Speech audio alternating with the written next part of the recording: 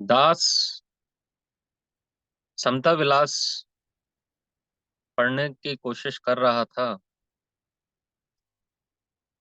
कि उसके इंडेक्स में देखा कि महाराज जी ने एक पूरा चैप्टर दिया हुआ है जीवन सुधार पर। जब ये टॉपिक पढ़ा कि जीवन सुधार महाराज जी ने स्वयं दिया ही हुआ है, तो उसको पढ़ा तो लगा कि इस पर कुछ चर्चा होनी चाहिए। महाराज जी अंतर्यामी ही थे, घट घट की जानने वाले थे। चाहे संसारी हो या परमार्थी, सबके विषय में जानते ही थे। मन कैसा है उन्हें पता है। इसलिए ये टॉपिक पहले से ही लिखा हुआ है कि जीवन सुधार। यहाँ आए हुए हम सभी प्रेमी जन को पहले अपने अपने विषय में सोचना चाहिए कि क्या सच में मेरे को अपने जी रहे जीवन में सुधार की आवश्यकता है। किसी भी प्रकार के सुधार की आवश्यकता तभी होती है जब त्रुटियां नजर आती हैं। अन्यथा सुधार का प्रश्न ही नहीं उठता। प्रश्न संसारी से किया जाए चाहे परमार्थिक से, पहला ख्याल यही आता है कि हाँ, मैं ठीक जी रहा हूं, जो कुछ भी कर रहा हूं या कर रही हूं वो ठीक ही है। और जब इस प्रकार की धारणा होगी तब सुधार की बात कैसे बन पाएगी। सतमार्ग में गंभीरता से चलने वाले जीव को संसार में रहते हुए यह सोच बनानी आवश्यक है कि आई मे बी रॉन्ग, मैं गलत भी हो सकता हूं। हम सब भी सतमार्ग के राही हैं। बीच बीच में अपने को इस एक छोटी सी लाइन से चेताना चाहिए कि मैं गलत भी हो सकता हूं। अब प्रश्न ये उठता है कि मैं सही हूं या गलत, इसका निर्णय कैसे हो। इसका निर्णय सामने वाला व्यक्ति या परिस्थिति तय नहीं करेगी, बल्कि आध्यात्मिक शिक्षा क्या कह रही है वो ही इसका निर्णय कर सकती है। क्योंकि बुद्धि में इतनी समझ तो आ ही गई है कि सच करतार झूठ संसार, एकमात्र वो ईश्वर ही सत्य है। तो जो ईश्वर कहेंगे वो ही सही है, बाकी सब गलत। एक माता पिता अपने बच्चों को सदा सही मार्ग ही बताते हैं कि किन चीजों से उनका हित होगा, किन से अहित, यह बताते रहते हैं। वह सदा बच्चों का जीवन कैसे ज्यादा से ज्यादा बेहतर रहे इसकी भी तैयारी रखते हैं। वो बात और है कि जब पुत्र या पुत्री उनकी आज्ञा ना माने और अपना मन चाहा जीवन जिए, ऐसे में माता पिता विवश हो जाते हैं। वह अंदर से दुखी रहते हैं कि आगे भविष्य में इनका जीवन कैसा होगा। इसी प्रकार हम सभी उस ईश्वर का ही अंश हैं। इस भाव का बार बार दृढ़ करना लाजमी है कि मैं जीव, जिसका कोई नाम नहीं ना रूप है, वह बार बार एक के बाद एक शरीर धारण कर रहा हूं, सदा से ही ईश्वर की ही संतान हूं।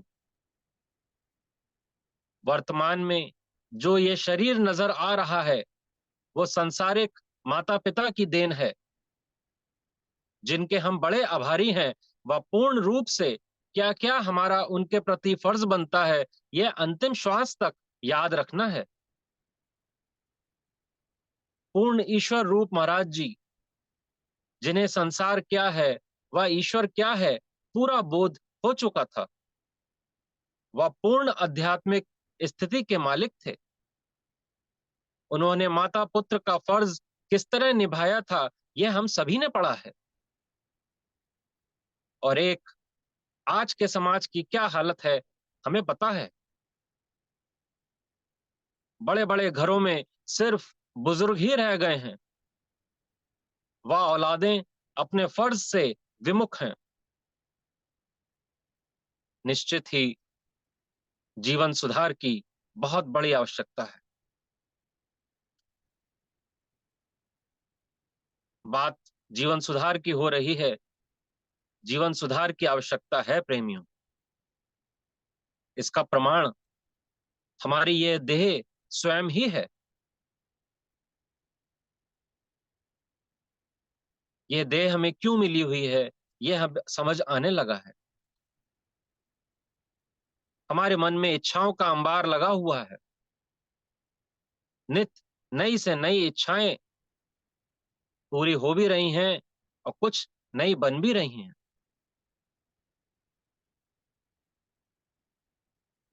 इस शरीर का मिलना, यह बात तय है कि बहुत सारी इच्छाएं अभी भी हमारी पूर्ण नहीं हुई थी, जिसकी प्यास को लेके हम इस संसार में आए थे।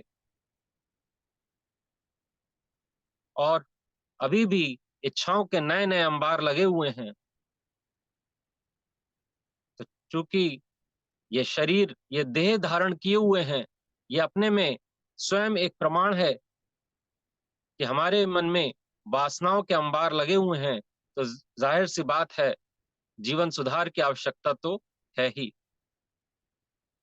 जीव शरीर से अलग एक स्वतंत्र सत्ता है, परंतु संसार की देखा देखी में जाने अनजाने इस शरीर को ही अपना असली स्वरूप समझ बैठा है।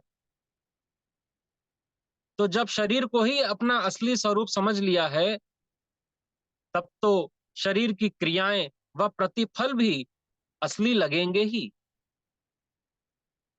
जब तक यह निर्णय पक्का ना हो जाए कि मैं शरीर नहीं जीव हूं, तब तक यह कहना कि झूठ संसार सच करतार, इसे निरर्थक ही जाने। ये बेवजह की बात है। सच तो यह है कि दिल की गहराइयों से पूछें, तब उत्तर यह आएगा कि झूठ करतार व सच संसार। इन आंखों को जो दिख रहा है, जो इंद्रियों के अनुभव में आ रहा है, वही सत्य लग रहा है। समस्त संसार की ही ये हालत है। इसलिए जैसे जैसे इंद्रियों के भोगों की पूर्ति हो रही है, उसी को ही समाज का एक आदर्श माना जा रहा है। जो जितनी ज्यादा इंद्रियों की भोगों की पूर्ति कर रहा है, उसको ही जीवन में सफल माना जा रहा है। क्यों? क्योंकि सबकी बुद्धि ही एक जैसी है कि मैं शरीर ही हूं। समाज में भले ही हम अपनी एक छवि बनाने में सफल हो जाएं, परंतु अपने अपने मन का सबको पता होता है कि कैसे कैसे विचार उठ रहे होते हैं। कभी कामनाएं, तो कभी लोभ, तो कभी मोह अहंकार, कोई ना कोई विकार अपनी जगह बनाने में लगा रहता है। ऐसे में ये कहना या ये समझना कि सुधार की आवश्यकता नहीं, ये कहां तक सही है। इस प्रकार की लुका छुपी करने से बात ना बनेगी प्रेमियों। जीवन हर क्षण, हर पल खत्म हो रहा है। मृत्यु को बहुत दूर ना समझें। जितने चैन से बैठे बैठे विचार सुन रहे हैं या सुना रहे हैं, कुछ नहीं पता भविष्य में यह शरीर कैसी करवट ले लेगा।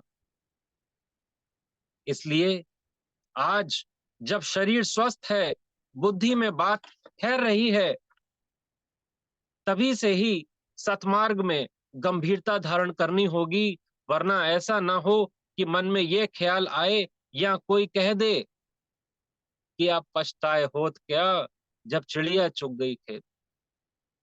यह शरीर रूपी खेत में किसी प्रकार का रोग लग गया या मृत्यु को प्राप्त हो गए, तब कैसे सतमार्ग के कार्य होंगे। संसारिक आज तक इतने कार्य कर चुके हैं, कितनों का मन में सेटिस्फेक्शन है, कितने लोग आपसे खुश हुए हैं। आज भी कोई ना कोई एक प्यास बनी ही हुई है। मैं शरीर नहीं हूं, आज तक इस एक बात का पक्का निर्णय नहीं हो सका है। इसका निर्णय इस प्रकार किया जा सकता है कि एक एक अंग को भंग करने के पश्चात भी मैं कहूंगा कि हाँ, मैं हूं।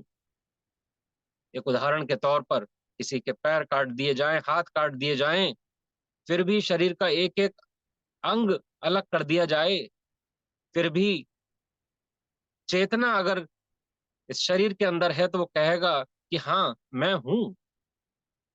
तो माने कि मैं ये हाथ नहीं हूं, मैं शरीर, मैं पैर नहीं हूं, तो मैं कौन हूं? ये बोलने वाली वस्तु क्या है?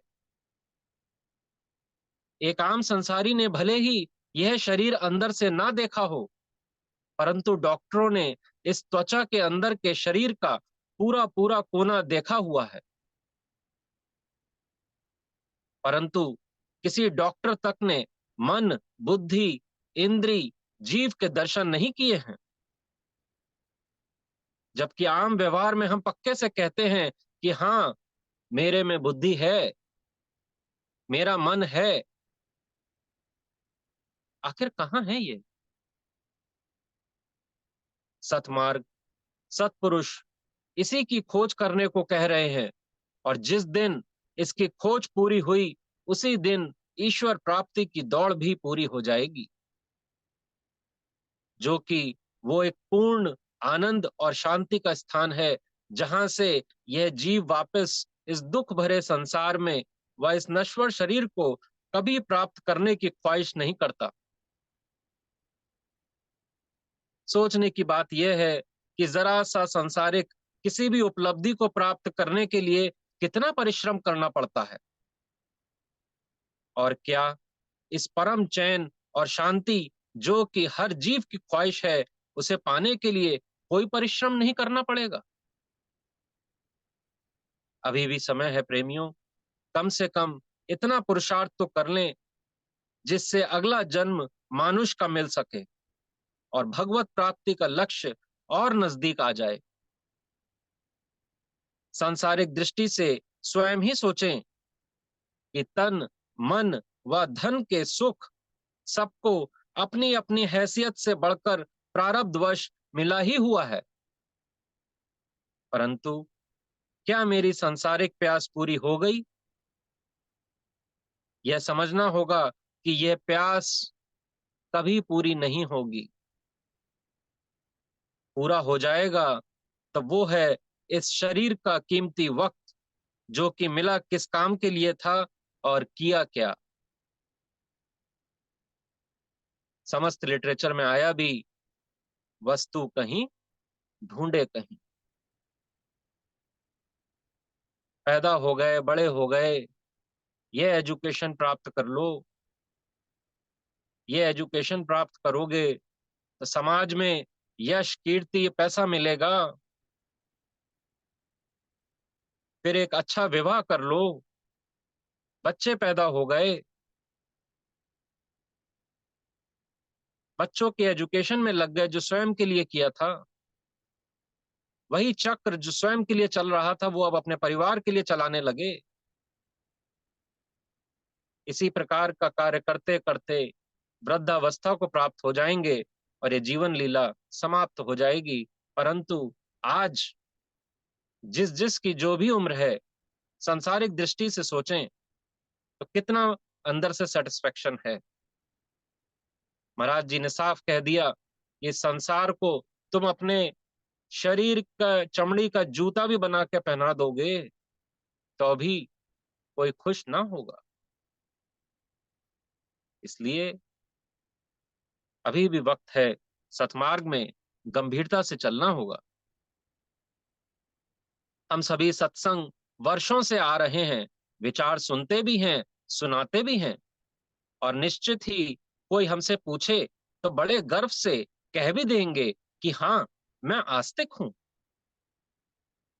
परंतु क्या मेरी बुद्धि में यह बात पक्के से बैठी है कि यह जो सुंदर शरीर दिखाई दे रहा है, इसके सुंदर दिखने में इस शरीर के अंदर ही प्रकाशक शक्ति है, जो यदि इस शरीर से निकल जाए तो इस शरीर से ही लोग घिन्न करने लगते हैं।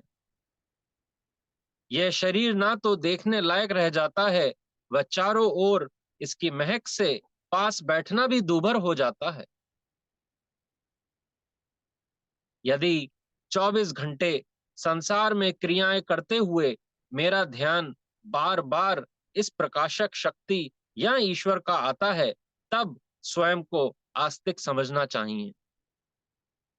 वरना सत्संग श्रवण करना भी महज मंदिर मस्जिद में जाकर माथा टेकना जैसा ही समझना चाहिए। सत्संग का सबसे बड़ा लाभ यह होता है कि जो हमारी एक अपनी एक सोच होती है, उस पर एक गहरी चोट होती है। यहां बात निर्णय की होती है कि निर्णय बदला कि नहीं। अगर निर्णय अभी भी नहीं बदला है तो सत्संग सुनना या सुना देना सिर्फ एक ढोंग है।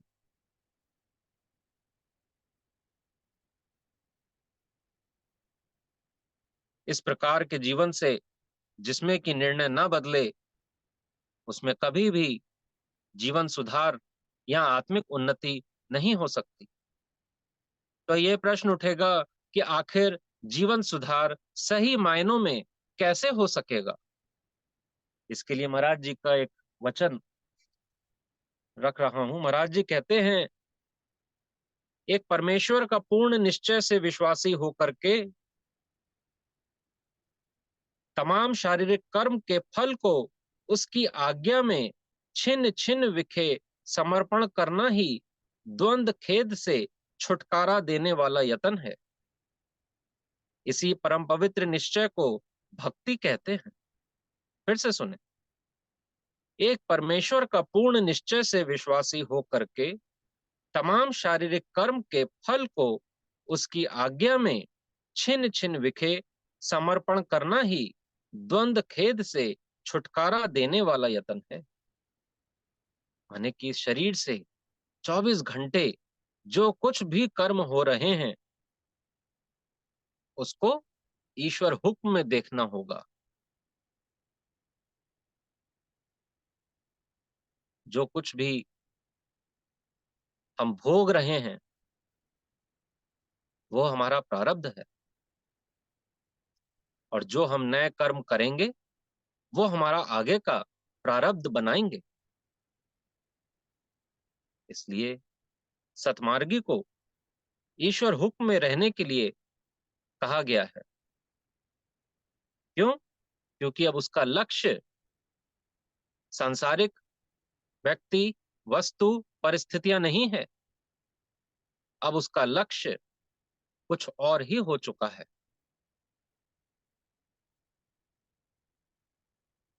इस परम पवित्र निश्चय को भक्ति कहते हैं। यह बात सिर्फ कह देना कि हाँ, मैं ईश्वर विश्वासी हूं या ईश्वर हुक्म को मानता हूं, इतना आसान नहीं।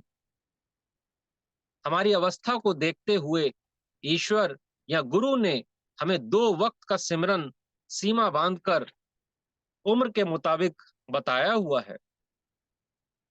परंतु हम स्वयं सोचें कि हम कितना ईश्वर हुक्म को मानते हैं। इस एक ईश्वर हुक्म तक में तो हम अपनी मनमानी करने से पीछे नहीं हटते। जितनी देर सिमरन कर लिया, उतने में ही स्वयं को संतुष्ट कर लिया कि हाँ, मैं गुरु मार्ग पर चल रहा हूं। ईश्वर हुक्म में चलना स्वयं में एक कठोर तप है। और प्रेमियों, जितना हम तपेंगे उतना ही निखरेंगे, उतनी ही इस मन पर पड़ी हुई विकारों की मैल दूर होगी, मन शांत होता जाएगा, वह ईश्वरीय मार्ग में ज्यादा समय देने का मन करेगा। बस इस प्रकार के जीवन का हो जाना ही असली जीवन सुधार कहलाएगा। जो पक्के से ईश्वर हुक्म में चलता है, सही मायनों में सिर्फ वो ही असली भक्ति कर रहा है। तो बात यह है कि यदि मैं ईश्वर हुक्म को मानने वाला हूं, तब मैं ये कहने के लिए एलिजिबल हूं कि हाँ, मैं ईश्वर भक्ति करता हूं। सिर्फ मंदिर चले जाना, घंटे बजाना, दिया बत्ती जला दिया, तिलक लगा लिया, कोई वेश धारण कर लिया, इसको ईश्वर भक्ति नहीं कहा जा सकता। हम सब बड़े ही भाग्यशाली हैं कि हमारे को इन सब चीजों से महाराज जी ने कोसों दूर कर दिया है। हम स्वयं सोचें कि जो लोग गंभीरता से सतमार्ग में चल रहे हैं या चलने की कोशिश कर रहे हैं, उनके पास बैठकर उनसे बात करके ही कितना अच्छा लगता है।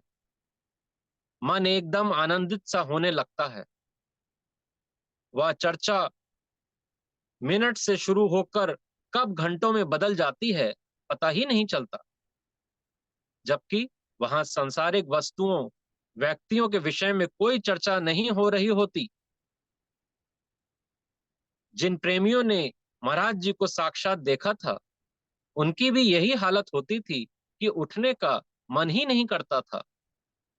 एक चुंबकीय आकर्षण, एक मैग्नेट जैसा खिंचाव था कि वहीं बैठे ही रहने का मन करता था।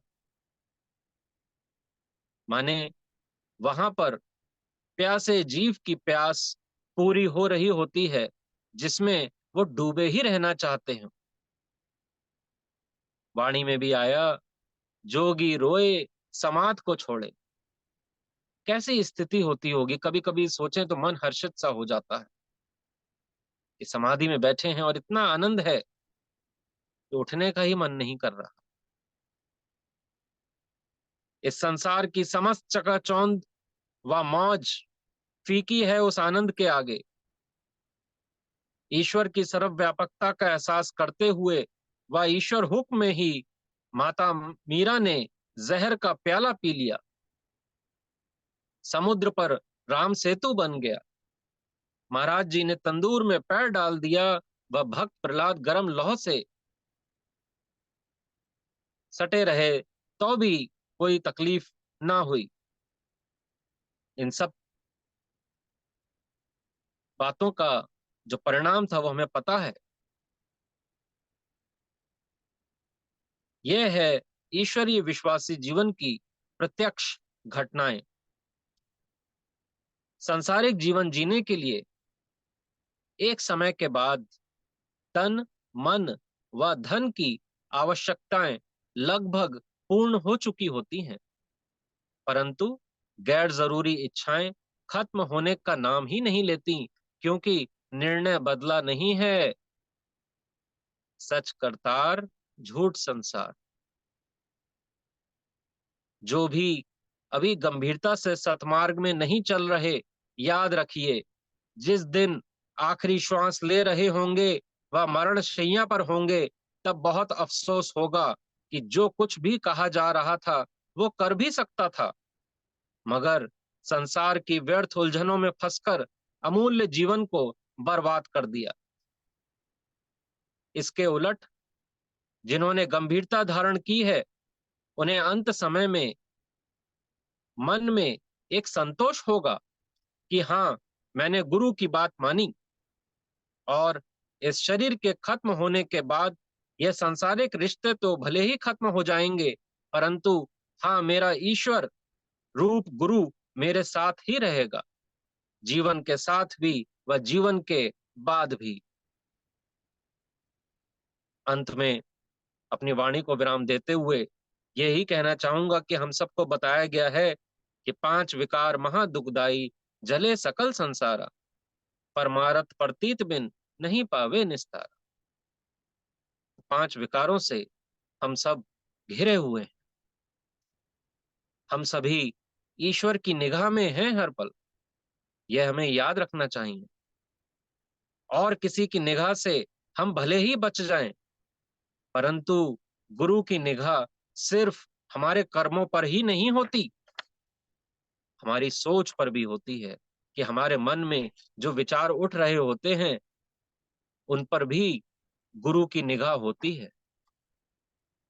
जब इस शरीर के अंदर ही जीव भी विद्यमान है, ईश्वर भी अंदर ही है, सतगुरु भी अंतर रमे, तब कैसे तुम्हारे मन की बातों को ईश्वर या गुरु नहीं जान रहे होंगे? गुरु अंतर्यामी होते हैं। हमें अपनी अपनी सोच पर जो मन में मैले विकार ये विचार उठते हैं, अफसोस होना चाहिए कि गुरु हमारे जीवन को देखता होगा तो क्या सोचता होगा।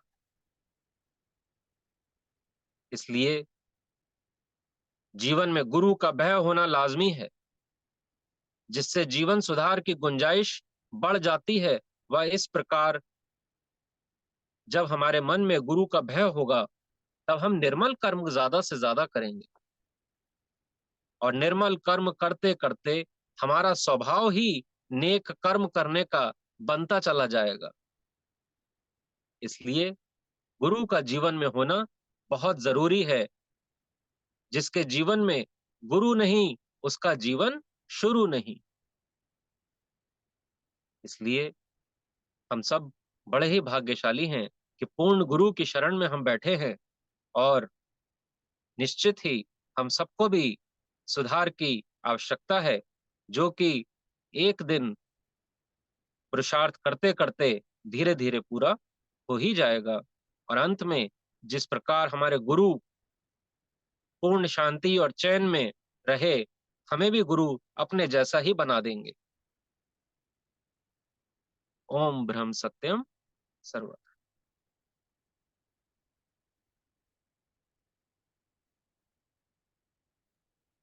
ओम ब्रह्म सत्यम सर्वधा।